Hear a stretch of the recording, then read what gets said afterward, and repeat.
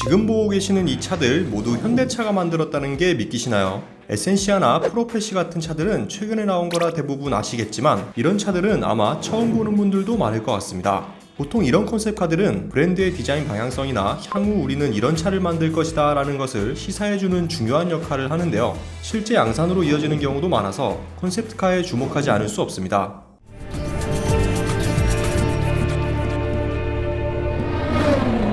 현대차도 디자인 방향성을 보여주거나 아예 양산 모델로 이어진 컨셉트카를 꾸준히 내놓고 있습니다.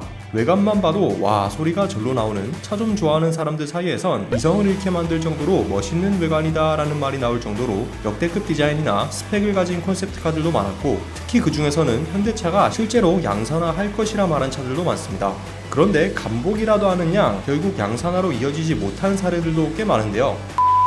지난 2018년에 처음으로 공개된 에센시아 컨셉트, 사진이 한 장 공개되자마자 전 세계적으로 크게 이슈가 된 차이기도 한데요. 실제 양산될 예정이라고 현대차가 이야기했지만 여전히 구체적인 양산 계획이나 개발 관련 소식이 전혀 없는 상태고요. 한때 제네시스 쿠페 후속 모델이 될 것이라는 소문이 무성했던 HND9도 역사 속으로 사라진 지 오래입니다.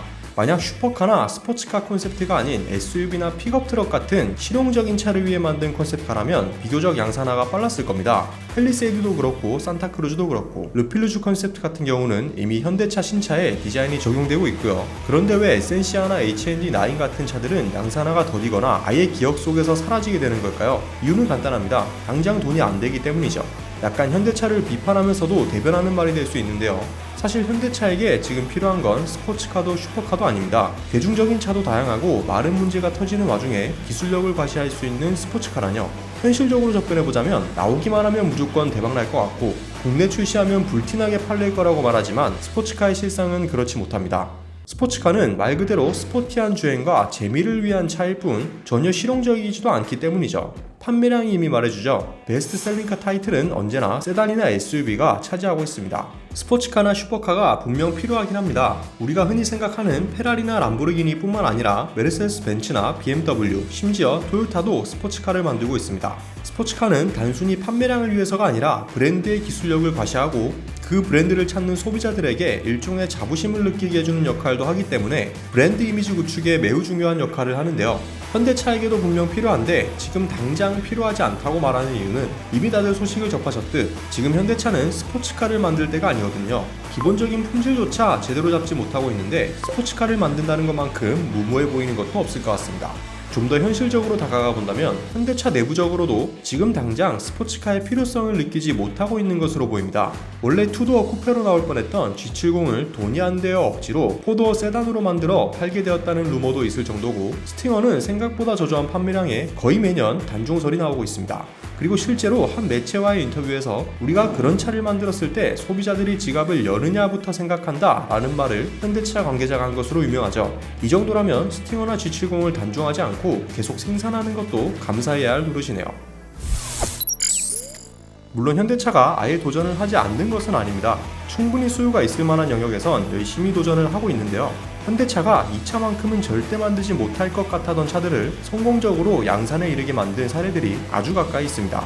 우선 미국 시장을 공략하기 위해 픽업 트럭인 산타크루즈를 실제 양산하려고 준비 중입니다. 아직 출시되지 않아서 성공 여부를 가릴 수는 없지만 최근 텔루라이드 같은 차들이 미국 시장에서 좋은 반응을 이끌어내고 있는 만큼 기대를 가져볼 수 있지 않나 싶고요. 스포츠카 시장도 사실 여러 번 두드렸습니다. 스쿠프, 티뷰론, 투스카니, 그 중에서 가장 성공적인 건 제네시스 쿠페가 아니었나 합니다. 제네시스 쿠페는 지금까지도 해외 SNS에 튜닝 사진이나 영상들이 꾸준히 올라올 만큼 나름 마니아층도 상당히 두터운 상태죠. 프리미엄 브랜드이기 때문에 이미지 구축이 절실한 것도 있고 해서 제네시스 브랜드로 스포츠카 하나쯤은 빨리 나와줬으면 하는 바람도 있습니다. 렉서스도 스포츠카를 꾸준히 만드는데 제네시스도 이 정도는 해줘야죠. 프리미엄 SUV도 만들어냈습니다. 제네시스 GV80이 출시되면서 프리미엄 SUV 시장에 본격적으로 발을 들였죠.